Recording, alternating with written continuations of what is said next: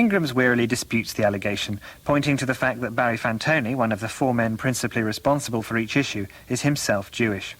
But it's interesting that persistent victims, such as Derek Jamieson and the Wilcoxes, believe the Eye to have a grudge against them because of their origins. This must seem like a logical explanation for what appears to be an otherwise inexplicable vendetta. Personally, I think it's a little glib to put it all down to prejudice. The Eye attacks the same people again and again because it's unforgiving. Once it's sunk its teeth in, it won't let go, especially if you fight back. Rupert Murdoch, who's been sensible enough never to rise to the bait, is now by and large ignored by Private Eye. Robert Maxwell, on the other hand, thrashes about like a whale on the end of a harpoon, being made to look more and more ridiculous by the minute. Robert Maxwell, larger than life, and twice as fat. I'm going to sue you for every penny you've got. Ha ha! Well, that's 5 million pennies and a couple of forests in Scotland. But seriously, Robert, tell me about your new newspaper that's just folded. I'm not going to stand for this for one moment longer. I'm walking out. Well, while you're doing that, let's go over to Thought for the Day. Whoa, blimey! And now, Roger Cook and his programme, What a Cook-Up! Richard Ingrams clearly enjoying himself as Maxwell, and John Sessions as poor old Sid Yobbo. Again. Perhaps the answer is never to talk to journalists about Private Eye. Esther Rantzen was sensible enough not to contribute to this programme, saying that she had nothing to add to the last time she spoke on the subject. In the hope that it does no further damage, here's what she said the last time. When they started to write about me personally, I admit to being quite shocked at the cavalier way they enjoyed inventing things. And gradually I became aware that it is policy with them. They would rather to print the good story unchecked than check it and lose it. The idea that we all sit around making up stories is fairly absurd.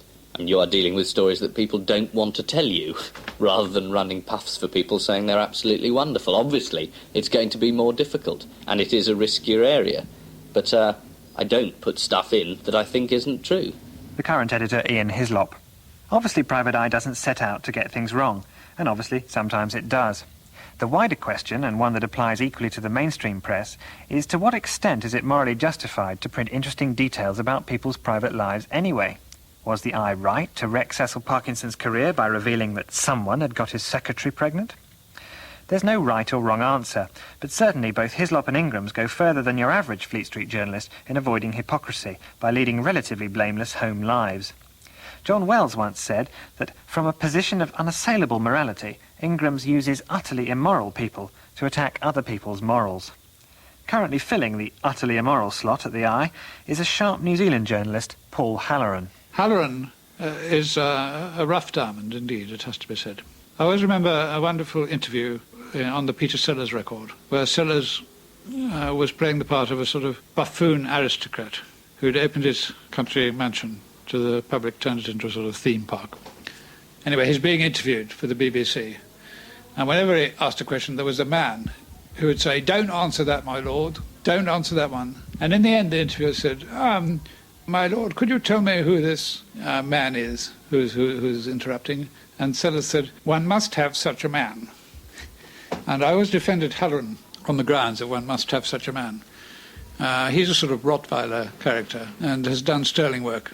I'm happy to accept that comparison with the dog as in terms of temperament, and Mr. Ingrams is happy to consume the comparison of a Rottweiler as to his looks. Eventually, in March 1986, all the libel actions, all the moral and ethical debates, and the accusations of looking like a large dog finally got to Ingrams. The occasion was a lunch held to mark Auberon Waugh's retirement from the magazine. It was a jolly occasion, my departure, and Ingram stood up and said how lovely it's been to have Waugh here for 16 years. No, by the way, I'm leaving too. And being sort of egomaniac, I automatically thought, God, what have I done? Or was I responsible for this? And then he announced Hislop as his successor. And my own reaction, you see, was to try and dissuade him from resigning. And he took the form of saying, who is this extraordinary fellow, Hislop? Because he'd been around about 2 years, but I hadn't really noticed him much at all. I was becoming a bit reckless, I think, particularly about libel actions. I found myself more and more thinking like Reggie Perrin, sort of strange recklessness creeping in, and really a sort of feeling, well, what does all this matter? What does Robert Maxwell matter? In the last few months, I felt this particularly, being threatened with writs by the editor of the Daily Telegraph and the editor of the Observer. And well, it's all right to feel like that, but you shouldn't be in charge of the thing. The new man, Ian Hislop, was 25 years old and apparently full of radical ideas. I'd like to tighten up on the libel, A, for reasons of self-respect, and B, for reasons of necessity. We can't really afford to go on at the rate we're at. I'd also like to broaden the areas where you attack in the actual journalism side of it, and there are areas the eye misses all the time. Well, like what? I think a lot of the new bogus industries of the 80s, PR particularly, advertising, a lot of middlemen jobs. There's also the whole of the music industry, which, whilst not trying to turn the eye into Blitz or NME, there are people up to no good who I think it'd be interesting to hear about. Hislop first swam into my ken when he was at Oxford, and he came to interview me. And he knew the way to suck up to me was to be very rude about Punch, and that endeared him to me. And then I think shortly after this interview, he started sending in little pieces to the Eye, which I thought were very good. I remember one particularly about an IRA hunger striker, and it was based on that feature in the colour supplements called A Room of My Own, and it was all about how this Irishman had decorated his cell, some mistake there, in tasteful shades of brown. Quite disgusting. But I thought, well, this man is in very bad taste. And I invited him to come in, and I think it was in 85 or thereabouts. I had to go into hospital for sort of orthopaedic operation. And I was out of action for about 2 or 3 months, during which time Hislop remained in charge. And it was during that time that he perpetrated this amazing feat of having a whole issue of Private Eye withdrawn because Cecil Parkinson applied for an injunction. And that was the time that Dempster walked out. I was very impressed by that. Clearly a chip off the old block, despite the radical ideas. In fact, the magazine has changed little under Hislop.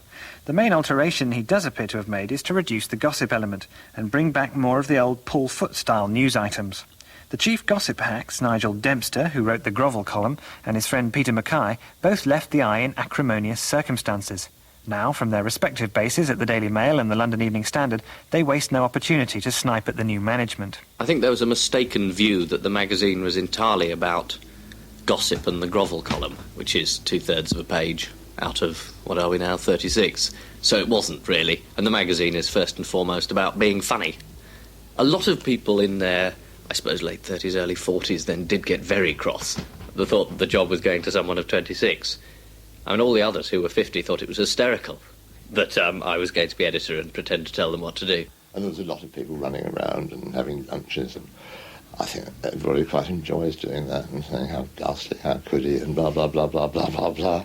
If he'd appointed Christine Keeler, I might have intervened, but Ian was the ideal choice. Well, at the time I thought it was unnecessary and a great shame, and I thought that the magazine would collapse without him. But in fact it joy all hasn't, as anybody can see, and young Hislop has pulled it together, and it's really scarcely distinguishable from what it ever was. Few of the pop stars or other purely youthful targets that Auberon Waugh first worried about ever turned up. Perhaps Hislop just isn't the youthful type, dreaming about glass-walled houses in Italy. Apparently the Poet Laureate is more his sort of target. The Poet Laureate has to write occasional poems on whatever ridiculous event is happening involving the monarchy. So we started writing typical Ted Hughes poems, which are about animals dying violently, which end up with the words, "Happy Birthday, Your Majesty."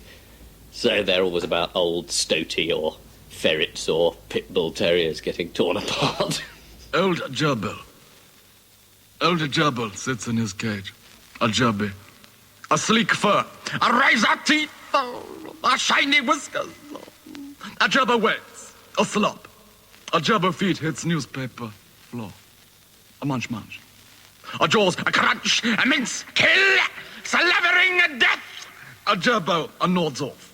Lines written on the visit of Her Majesty the Queen to Fiji in 1987. I'm sure the quality of those plastic records is getting worse as the years go by.